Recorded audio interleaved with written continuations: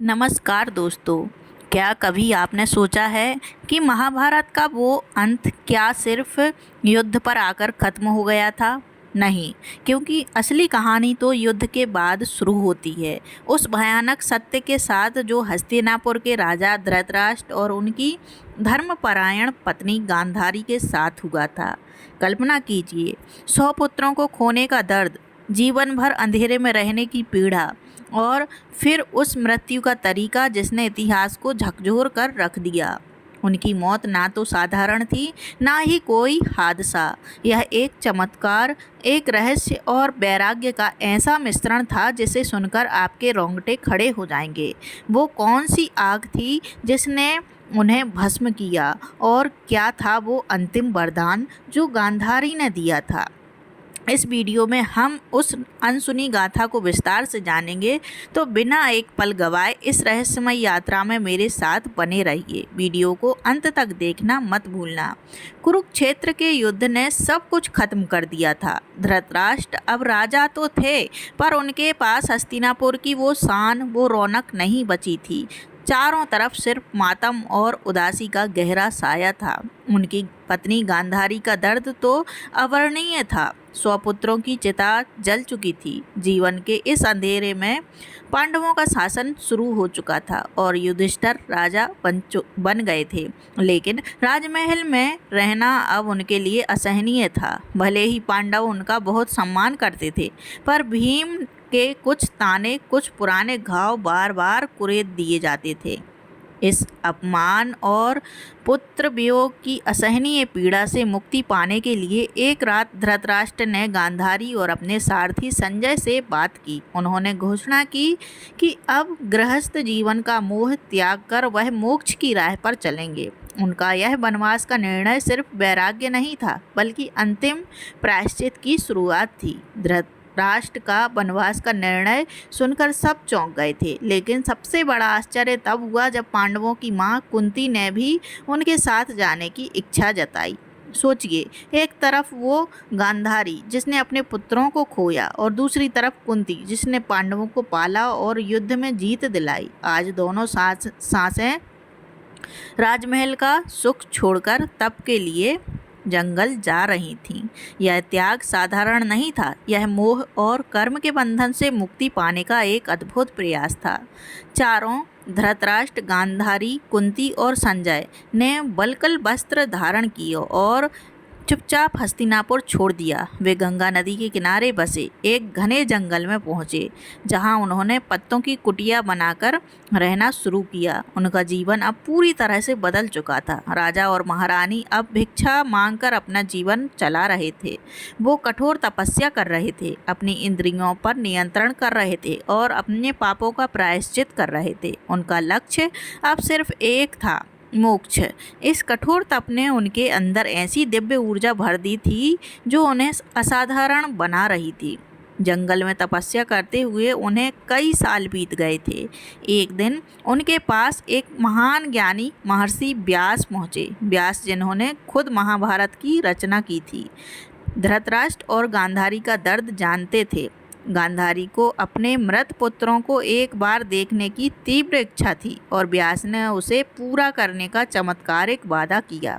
यह सिर्फ एक भेंट नहीं थी, बल्कि दिव्य ज्ञान और मोह मुक्ति की शिक्षा थी। व्यास ने गांधारी को विश्वास दिलाया कि तप की शक्ति से वह अपने पुत्रों से मिल सकती हैं।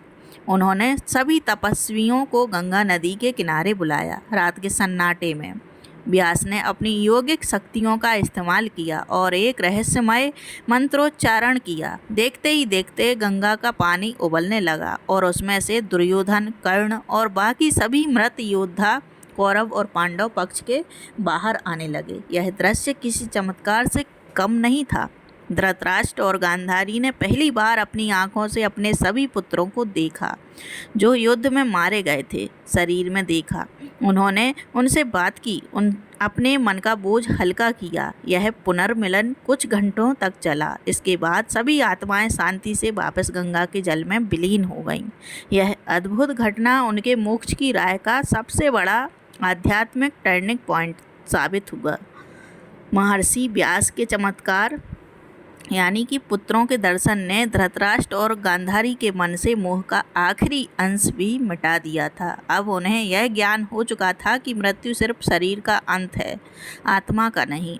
इस ज्ञान के बाद उनके तप की कठोरता और भी बढ़ गई। वे अब सिर्फ मोक्ष चाहते थे और संसार से पूरी तरह विरक्त हो चुके थे। उन्होंने पांडवों को अपना अंतिम संदेश भिजवाया कि अब वे कभी हस्तिनापुर वापस नहीं लौटेंगे। उन्होंने राजा युधिष्ठिर को संदेश दिया कि वे अब सिर्फ ईश्वर के ध्यान में लीन रहेंगे।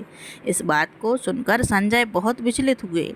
जो इतने सालों से उनकी सेवा कर रहे थे, उन्हें चिंता थी कि इस घने जंगल में, जहाँ भयानक जंगली जानवर और अग्नि का खतरा हमेशा बना रहता है, ये वृद्ध कैसे रहेंगे। लेकिन धृतराष्ट्र और गांधारी का संकल्प अटल था।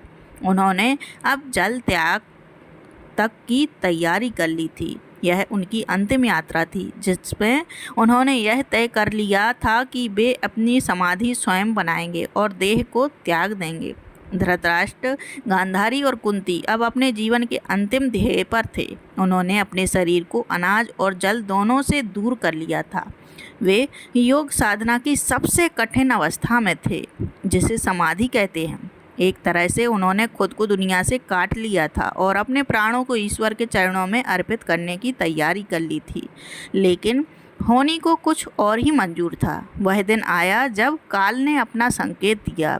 जब संजय किसी काम से आश्रम से कुछ दूर गए हुए थे, तभी अचानक जंगल में भयंकर दावाग्नि, जंगल की आग भड़क उठी। यह आग इतनी तेजी से फैली कि हवाएं इसे तेज करती जा रही थीं। यह आग सिर्फ लकड़ी को नहीं जला रही थी, बल्कि उनके कर्मों के अंतिम अध्याय को लिखने आ पहुंची थी। जब संजय ने दूर से आग की लपटें देखी तो वह घबराकर वापस दौड़े। उन्होंने देखा कि आग चारों तरफ से आश्रम को घेर चुकी है। उन्होंने धृतराष्ट्र को सहारा देकर भागने की गुहार लगाई, लेकिन इस अंधे वृद्ध राजा ने जाने से साफ इनकार कर दिया। यह कोई साधारण आग नहीं थी, यह उनके तप और प्रायश्चित की अंतिम परीक्षा थी। संजय ने चीख चीख कर धृतराष्ट्र को भागने के लिए कहा, लेकिन राजा शांत थे। यह वो पल था जब राजा की पहचान खत्म हो गई और सिर्फ तपस्वी बचा। उन्होंने संजय से कहा, पुत्र भागो तुम, अब हमारे लिए इस शारीरिक कष्ट से मुक्ति का समय आ गया है। हमने अपने जीवन में जो भूलें की हैं, वो जो पाप किए हैं, यह दावाग्नि उन सब का अंतिम प्रायश्चित है। गांधारी ने भी इस बात का समर्थन किया। उन्होंने अपने पति को सहारा दिया और दोनों ने मिलकर अपनी अंधेरे में डूबी दुनिया को अंतिम प्रकाश की ओर मोड़ दिया। यह कोई आत्महत्या नहीं थी, बल्कि मोक्ष की सर्वोच्च अवस्था थी। उन्होंने निश्चय किया कि वे इस प्रकृति द्वारा दी गई अग्नि परीक्षा को स्वीकार करेंगे। उन्होंने कुंती के साथ मिलकर शांत और स्थिर भाव से योग समाधि की मुद्रा धारण कर ली। कल्पना कीजिए, चारों ओर आग की लपटें हैं, लेकिन उनके चेहरे पर शांति है। उन्होंने अपनी इंद्रियों को पूरी तरह से नियंत्रित कर लिया।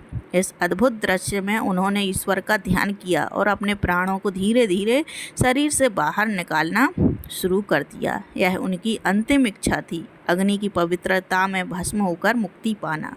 संजय, जो इतने वर्षों से धृतराष्ट्र के अंधेरे जीवन में रोशनी और आवाज़ थे, उन्होंने यह अद्भुत दृश्य अपनी आँखों से देखा।